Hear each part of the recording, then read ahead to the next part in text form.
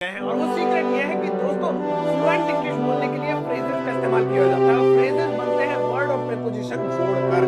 यहाँ पर देखिए कुछ कमाल कमाल के फ्रेजेस हैं। एक ही शब्द है भैया लुक है, लेकिन उसमें इनटू जोड़ दो तो अलग मतलब, फॉर जोड़ दो तो अलग मतलब, ऐड जोड़ दो तो अलग मतलब।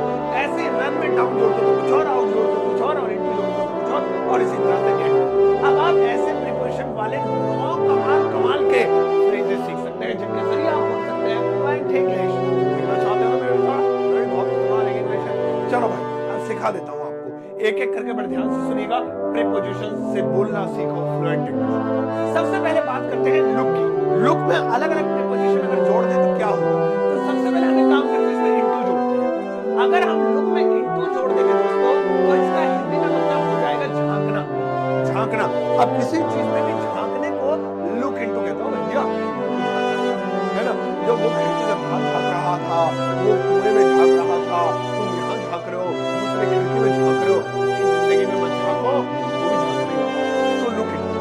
जैसे वह कुएं में झांक रहा था, वह कुएं में झांक रहा था। देखिए अब यहाँ पे हम कहेंगे he, ध्यान से देखेंगे, he was looking into the well. He was looking into the well. तो हमने सिर्फ लुक में एक प्रीपोजिशन लगाई into, और लुक का मतलब ही चेंज हो गया। वैसे तो लुक का मतलब होता है देखना, लेकिन into लगाते ही तो लुक के बारे में आगे बात करते हैं। अगर हम लुक के साथ for लगा दें तो क्या होगा? पता क्या होगा? लुक के साथ for लगाते हैं यानी कि तलाशना, to find out, किसी चीज को तलाशना, खोजना।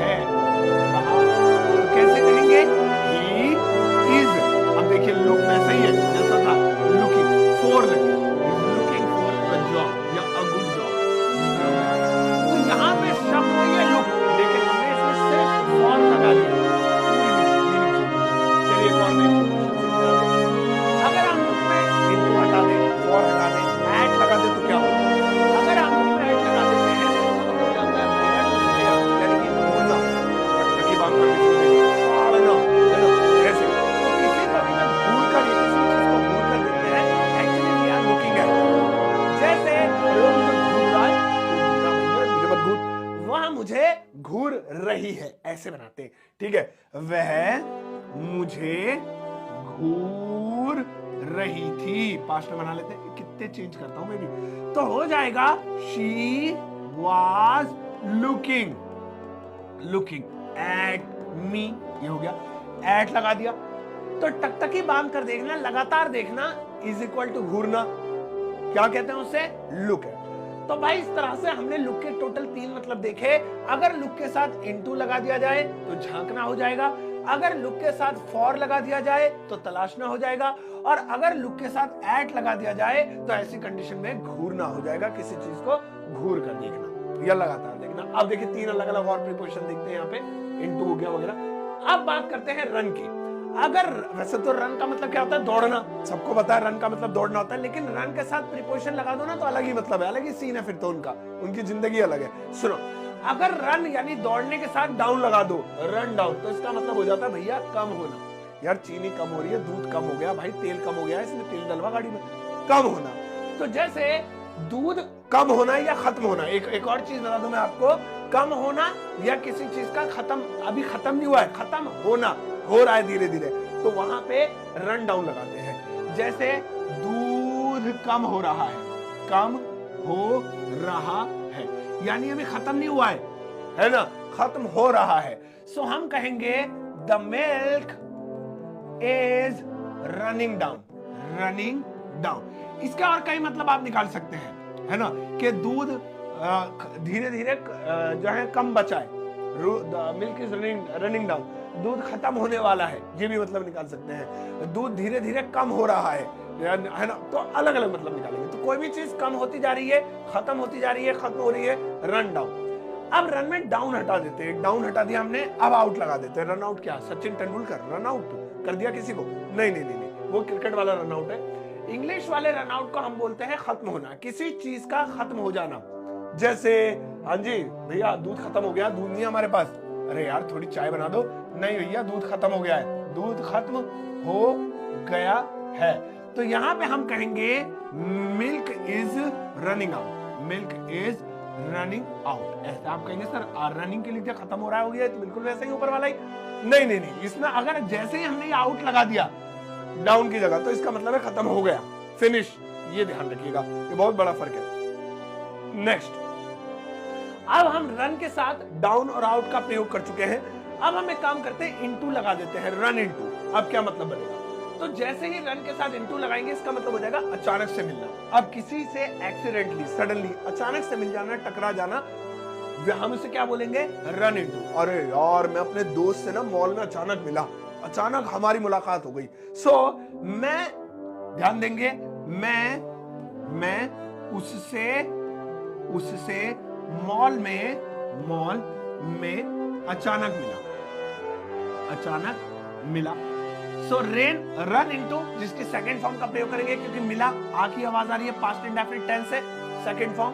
सो आई रेन इनटू हिम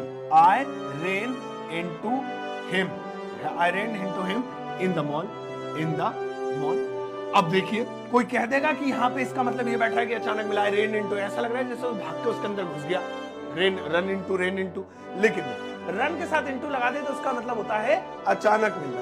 तो यहाँ पे आप ध्यान रखेंगे, रन की 3 अलग अलग प्रीपोजिशंस के, रन के साथ डाउन लगा दें तो कुछ और मतलब, आउट लगा देंगे तो खत्म होना, और इनटू लगा देंगे तो अचानक मिलना। अब आगे बढ़ते हैं, अब बात करते हैं गेट की। हम जानते हैं कि गेट का मतलब होता है पाना या हासिल करना। I will get a job, मैं जॉब पाऊंगा, ये करूंगा। तो गेट के साथ भी अलग अलग प्रीपोजिशन लगा के मीनिंग चेंज हो जाती है। सुनिए, गेट के साथ हम सबसे पहली प्रीपोजिशन लगा रहे हैं जी डाउन। सबसे पहले डाउन लगाते हैं। अगर गेट के साथ आप डाउन लगाते हैं तो इसका मतलब हो जाता है किसी को दुखी करना, अपसेट करना, टू मेक अपसेट, या अपसेट होना भी होता है, ठीक है ना। जैसे अरे यार वो दुखी हो रहा है, तुमने उसे खामखाई रुला दिया, वह दुखी है, या वह दुखी हो रहा है। तो सिंपल है, he is getting down, he is getting down। लो जी बन गया, he is getting down, दुखी हो रहा है। अब हम गेट के साथ डाउन हटा देते हैं, गेट के साथ ओवर लगा देते हैं, गेट ओवर। तो इसका मतलब पता है क्या बन जाता है, इसका मतलब हो जाता है ठीक होना।